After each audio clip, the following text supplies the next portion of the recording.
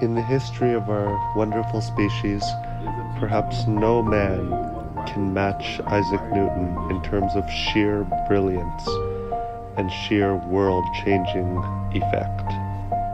Newton was born on Christmas Day in 1642 in a city called Woolsthorpe, England. What you're looking at now is the house he grew up in. It still stands and is a museum to his memory. Newton wrote this picture of his name on his desk when he was in elementary school. And what you're seeing here is a sundial that he carved into the wall at his house. His thirst for knowledge was insatiable. Newton often talked about standing on the shoulders of giants, and Kepler is the giant he stood on. Early in Newton's career, life in England was hell. There was a civil war, as you can see here. King Charles had gotten his head cut off, and Cromwell took over as dictator. After Cromwell was killed, Charles II became King of England, and he was a very strong supporter of science and founded the Royal Society, where Newton thrived. Unfortunately, around this time, an awful plague happened in London, as well as a great fire, and Newton had to leave London to go back to his farm. Now we have the miracle years. Newton changed the world and made it unrecognizable to the way it was before during 1 year in 1666. Here he is as a schoolboy, by the way.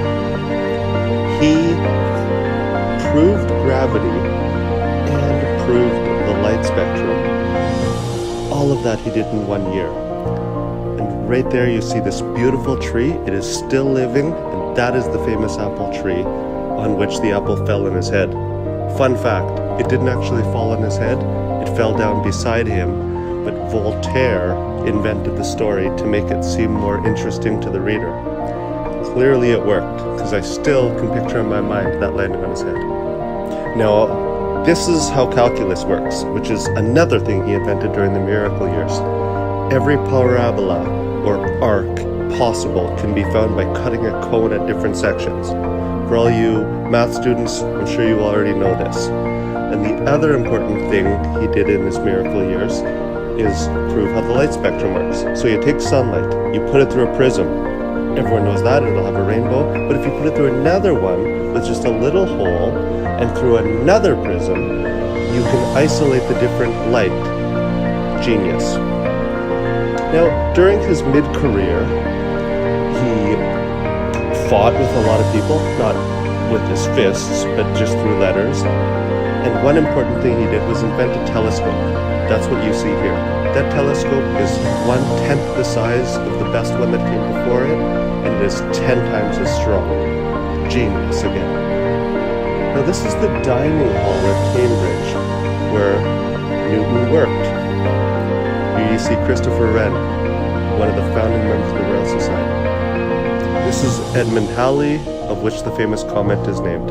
And Edmund Halley is the person who got Newton to write this masterpiece. This is the Principia, which proves the 3 laws of motion. Law 1, something not in motion won't go in motion. Law 2, if you put force on an object, it'll move. And Law 3 is the most famous one. Every action has an equal and opposite reaction. Now, Newton's legacy is complex. I think I've made a very strong case that he's the smartest man who ever lived, in my opinion. He also worked at the Mint, which is where they make the coins in England, and really helped make the economy better by cutting down on people cheating on their taxes. Now, what it says on his grave marker here is that so great an instrument from heaven was upon this earth. I, for one, am very grateful that Isaac Newton existed. Thanks for watching.